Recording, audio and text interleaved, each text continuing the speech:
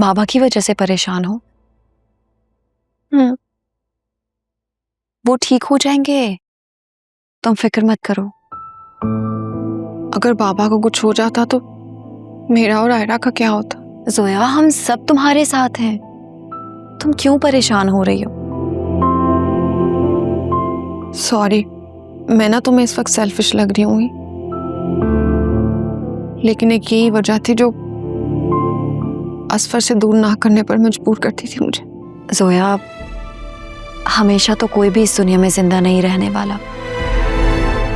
आज हम हैं, कल नहीं होंगे, लेकिन तुम खुद को बाबा पर डिपेंडेंट मत होने दो। तुम खुद क्यों नहीं कुछ कर लेती? मैं क्या करूंगी, मेरे पास तो तालीम भी नहीं है। कुछ करने के लिए तालीम का होना जरूरी नहीं है, बल्कि इंसान में जज्बा होना चाहिए। और तालीम नहीं है तो क्या हुआ, हुनर तो है ना। तुम कपड़े सी सकती हो, तुम खाना बना सकती हो, और साथ साथ तुम यूनिवर्सिटी में एडमिशन ले लो, ग्रेजुएशन कर लो। ये सब कुछ ना मैं सोच चुकी, लेकिन मुझे लगता ही नहीं कि मैं कुछ कर पाऊंगी। जोया, तुम खुद पर बोझ मत डालो। हर चीज का एक वक्त होता है, वक्त आएगा तो हिम्मत भी आ जाएगी। और याद रखना, अब आयरा के लिए तुम ही उसकी माँ भी हो और बाप भी, और हम सब तो तुम्हारे साथ हैं ही। अब ये बताओ, कल कोर्ट जाना है, तुम रेडी हो? तुम्हें डर तो नहीं लग रहा? डर तो मैंने उसी दिन निकाल दिया था जब मैंने अपने बच्चे को खोया था।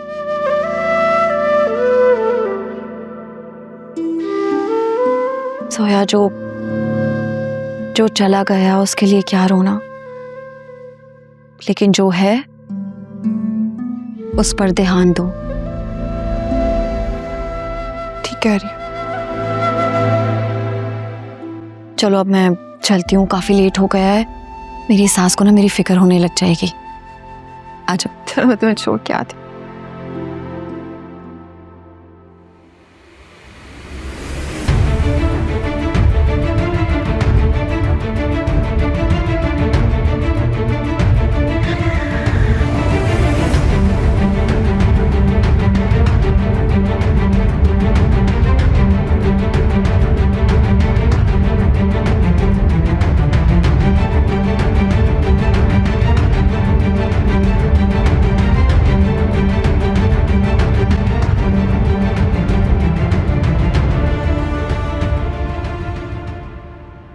हॉनेस्ट तुम्हारी परफॉर्मेंस से बहुत खुश हैं। मुझसे पूछ रहे थे कि इतना अच्छा लड़का पहले कहाँ था। All credit goes to you. Thank you तुम्हारा, तुमने मुझे यहाँ पे कनेक्ट करवाया यार। अरे नहीं, तुम वाकई बहुत अच्छा टेनिस प्लेयर हो। मुझे तो लगता है कि तुम्हें अपना कैरियर इसी फील्ड में आगे बढ़ाना चाहिए। ऐसा लगता है जिंदगी थम सी गई है। तुम अभी तक अपनी नाकाम मोहब्बत का दुख सीने से लगाए बैठे हो।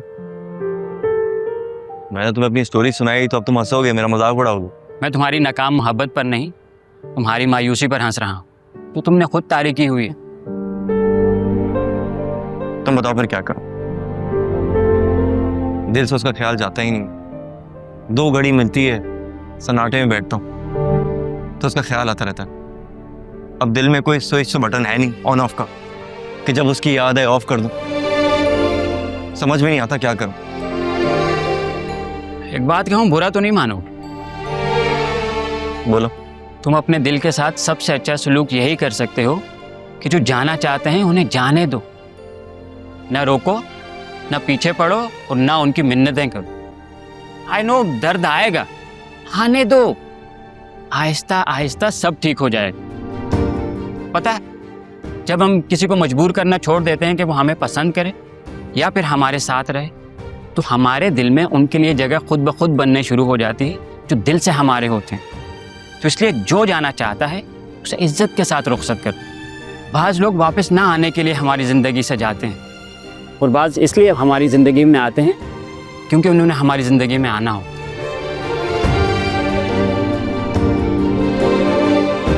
कहना बहुत आसान है, करना उतना ही मुश्किल। हाँ, मुश्किल तो है लेकिन नामुमकिन नहीं। तुम एक काम करो, तुम शादी करो। शादी से बड़ी डिस्ट्रैक्शन इस दुनिया में कोई नहीं। चलो चलो। हाँ ना, मैंने तो अल्लाह का शुक्र अदा किया है ये सब कुछ देख। हयात साहब, कभी तो अपने फोन की जान छोड़ दिया करें। हम लोग बातें कर रहे हैं, आप सुन ही नहीं रहे। अच्छा, अरे आ जाओ आ जाओ। तुम क्यों रुक गई वहां? तुम तो ऐसे रुक गई जैसे यहाँ कोई तुम्हारा दुश्मन बैठा हुआ हो। अस्सलाम वालेकुम। आलिया तुम कब आई? और अंकल की तबीयत कैसी है? जी जी, अल्लाह का शुक्र है, पहले से काफी बेहतर है बाबा। फिजा उनका बहुत ख्याल रख रही है। माशाल्लाह, अच्छी बात है बेटा। अब घर में डॉक्टर हो तो ये फायदे तो होने ही हैं। मेरी भी बड़ी ख्वाहिश थी कि ज़ुनैरा या अकरम में से कोई जो है वो डॉक्टर बने, लेकिन आसे के अलावा दोनों निकम्मे हैं बेटा। अब ऐसी भी कोई बात नहीं है, सबका अपना अपना इंटरेस्ट होता है। खैर, मैं बेटा किस दिन चक्कर लगाऊंगा उनकी तरफ। हाँ भाई, हो आइएगा, वरना बाद में ये बुराई आ जाती है कि समझाने में से किसी ने पूछा नहीं। और तुम भी ना असलम साहब से कहो जरा एक ड्राइवर ही रख लें। अब साल 1.5 साल में 2 एक्सीडेंट करा के बैठ गए हैं वो भी। जी अंकल, आप जरूर आइएगा, बाबा को बहुत खुशी होगी। जी जी, अंदाजा है मुझे बेटा। बल्कि हाँ, आप भी बहुत खुश होगे क्योंकि आज हम सब बहुत खुश हैं। अकरम का रिश्ता तय करने हम लोग। माशाल्लाह, आप सबको बहुत बहुत मुबारक हो। हाँ भाई, मुबारक वाली बात तो है। हम सब तो बहुत खुश हैं। हम सब ने मिलकर जाना है वहाँ, और तुमने खास चलना है हम सब के साथ। ऐसे मौकों पर बड़ी बहू का होना बहुत जरूरी होता है। जी जी जरूर, मैं चलूंगी। ठीक है बेटा, जाओ आप आराम करो। जी, बस मैं चेंज करके आती हूँ।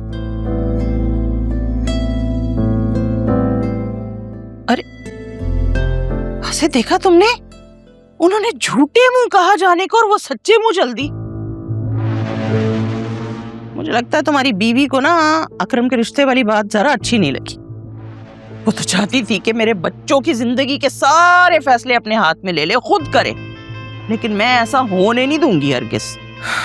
मम्मी, आप बात को ख्वामखा एग्जैजरेट कर रही हैं। ऐसा भी कुछ नहीं है। मैं एग्जैजरेट कर रही हूँ? मैं जी, मैं कसम खा के कह सकती हूँ कि तुम्हारी बीवी को अकरम की गर्लफ्रेंड के बारे में सब कुछ मालूम है, और अंदाज तो तुम्हारे भी यही बता रहे हैं। तुम हमें बता नहीं रहे हो, लेकिन तुम्हें भी कुछ ना कुछ मालूम है। ये क्या बात है?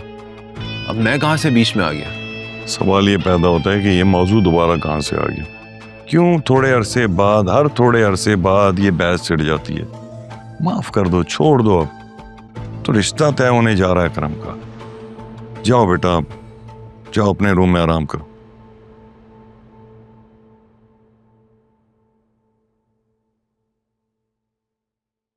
हयात साहब, मैं बता रही हूँ आपको, मेरा तजर्बा गलत हो सकता है, लेकिन मेरा शक हमेशा दुरुस्त होता है। मैं जो सोचती हूँ वो हमेशा सच साबित होता है, और ये बात आप जानते भी हैं और मानते भी हैं। बेहतर।